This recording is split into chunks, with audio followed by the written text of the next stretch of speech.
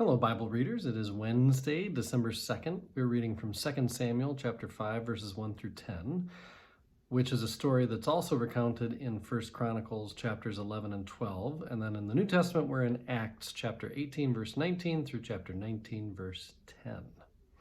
Starting with the Old Testament, 2 Samuel, this is where David is made king by the northern tribes, known as Israel. So Israel in the north, Judah in the south.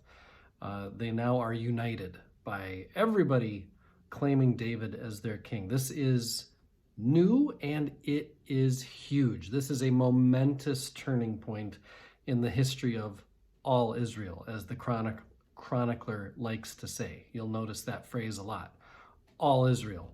Right away, we see with David being named as king that shepherding and covenant making are going to shape his reign, that's going to be grounded in care and mutuality between the people and David. David's not signing up or starting his time as king in a way that's just about power, as Saul really exemplified.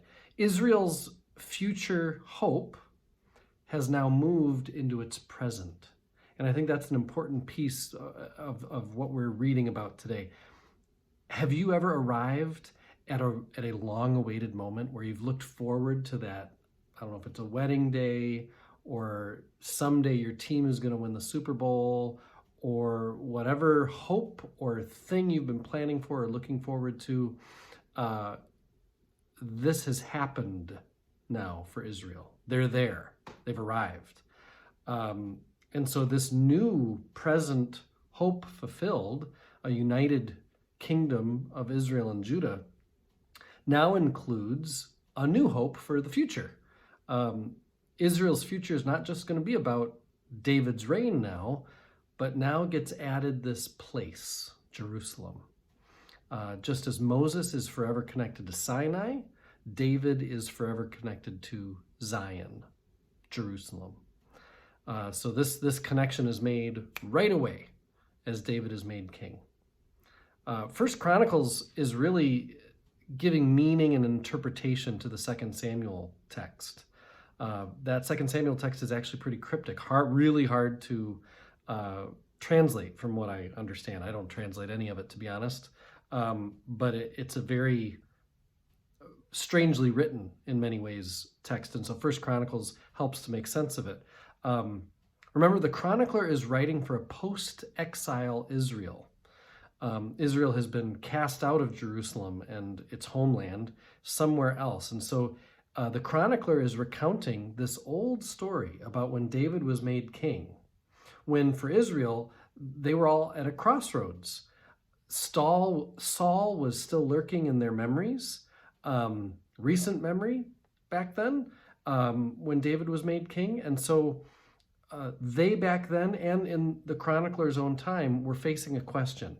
Do we trust God's way forward, or do we turn away in cynical desperation? Here we're at a new time and place. What do we do? Move forward in trust, or maybe move backward away from God in desperation? A question many of us may be asking or have asked in our own lives. In the book of Acts, verses 19 to 28 have some facts that we may wonder why. Why include these in the story that Paul gets a haircut? Or stops at Antioch where nothing more then happens. To show that Paul is still fully allegiant to Judaism, specifically the Jewish Christian church in Jerusalem, is why Luke includes this. To say he's still getting his haircut as he promised as a part of the Jewish religious system, that shows Paul is still allegiant to Judaism. Luke just recounted a story that Paul just separated himself from Jews in Corinth who had taken Paul to court. But here we see Paul is still one of them. Later, Paul is going to be accused in Jerusalem of leaving his Jewish roots.